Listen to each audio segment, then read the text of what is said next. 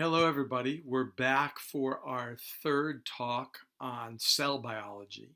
And you may remember that last time we talked about the nucleus and how it was a membrane-bound structure that contained the DNA.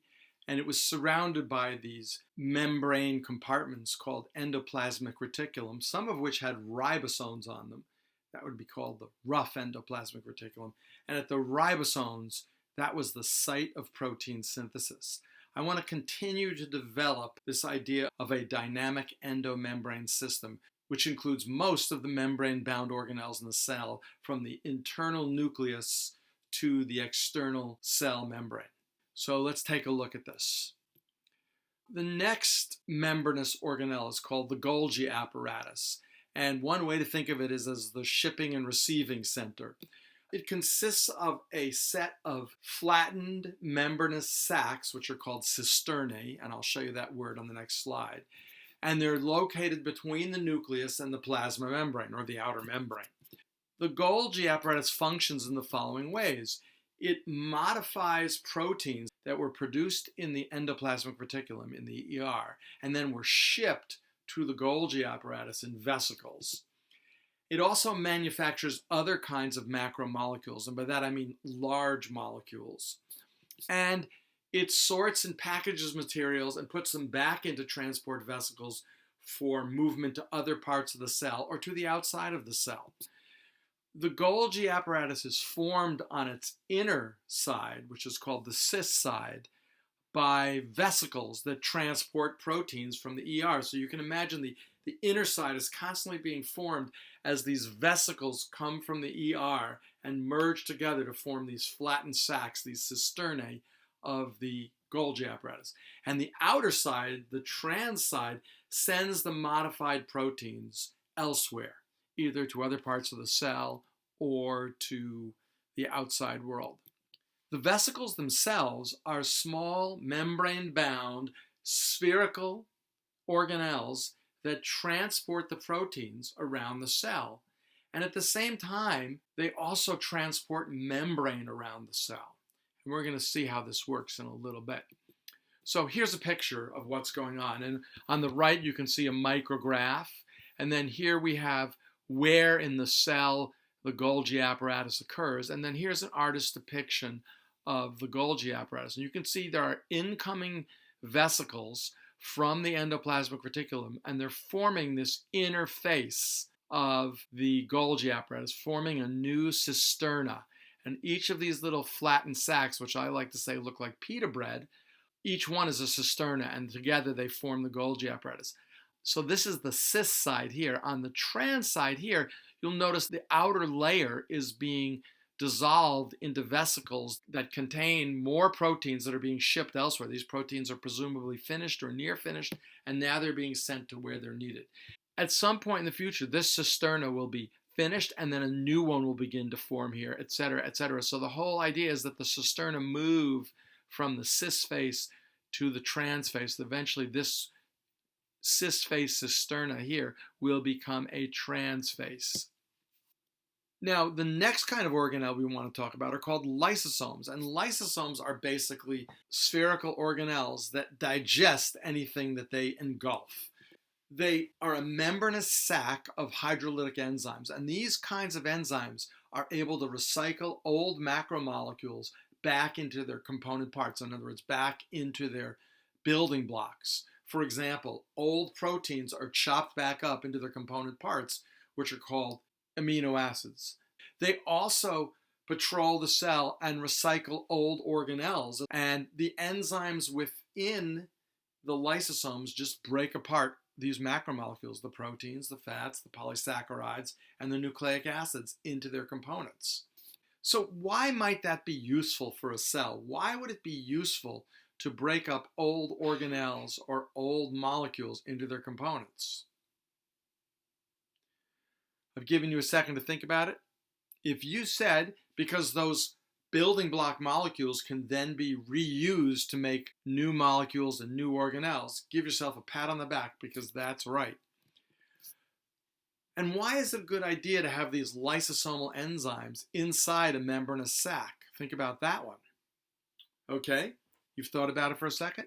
Well, if you said it's because if those enzymes were out in the cell, they'd be like a bunch of 6-year-olds and take everything apart. Well, you're absolutely right. Those enzymes would destroy anything. So they have to be protected inside a membrane so they won't take everything apart. The real interesting question that I don't know the answer to is, why don't they take apart the membrane that they're contained within? I just don't know the answer to that. Here are some pictures of what I'm talking about. So here is a lysosome right here, and here we have an artist's rendition. And in this case, this is a protist that has just engulfed some food in what's called a food vacuole. We'll talk more about them in a second. And then a lysosome merges with it. Since they're both membrane-bound organelles, the food vacuole and the lysosome, they can merge together. And now these digestive enzymes break the food down into its component parts, and then those molecules are free to diffuse out into the cell, and then the cell can use those. Here's another way. When an old organelle is damaged or no longer functions, the cell puts it in a vesicle, and you can think of this vesicle as a garbage scow, and then it merges with a lysosome, and the lysosome breaks down, in this case, an old damaged mitochondrion, breaks it back down into its component building block molecules. Those then diffuse into the cell, and the cell can reuse them. It's incredible how efficient cells are. Their entire life is based on recycling. Next, we have a bunch of membrane-bound organelles called vacuoles, and vacuoles are these diverse compartments. We've seen several of these vacuoles. Vesicles, for example, are just tiny vacuoles. There are many other types beyond vesicles. So, for example, we saw a second ago food vacuoles, and these are formed by endocytosis. We'll learn more about endocytosis later in this unit, but that's the idea, using the membrane to engulf something on the outside of the cell and bringing it inside. Endocytosis, bringing something inside the cell. And food vacuoles then are formed, and they can merge with a lysosome, and then the food gets digested. Food vacuoles are fairly common in protists that engulf their food from the outside, but also our white blood cells that act like protists in our blood system and engulf viral particles and bacteria. They also probably use food vacuoles to engulf these hostile particles and then digest them with lysosomes. In protists that live in fresh water, they have a problem with water constantly flooding in, so they have to pump it out, and many of them have what are called contractile vacuoles, which do just as you would think. They contract and expel the water from inside the cell. We'll talk more about that later in this unit. And finally, plants have these large central vacuoles, which are basically large warehouses for storing all sorts of chemical compounds. For example, starch, which is a form of energy storage, gets stored in the vacuole. Poisons that are in plants that are used for defense against insect attack are stored in the vacuoles. And the vacuoles can also store water. Here is a picture of a central vacuole in a plant. You don't need to know the word tonoplast, which is the membrane of the central vacuole, but here it is. You can see it occupies a huge amount of space in a plant cell. The last thing I want to talk about today is that the endomembrane system is complex, as we've seen, and dynamic. I'm going to show you what that dynamism is in a second. All these membranes we've been talking about so far are interrelated, and here's how it works. So here is the nucleus, and the nucleus contains the DNA, and the DNA gets read in the process of transcription.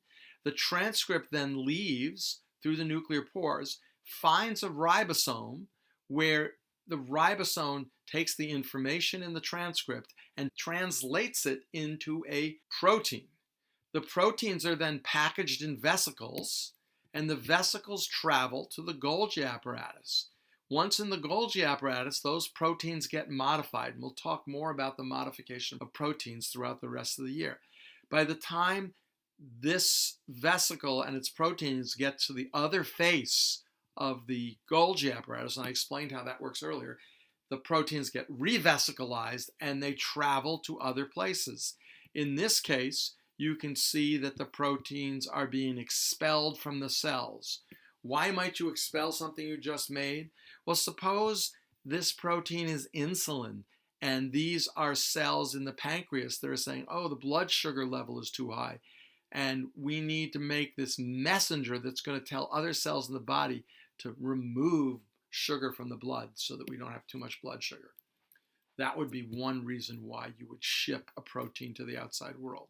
So that's it for today.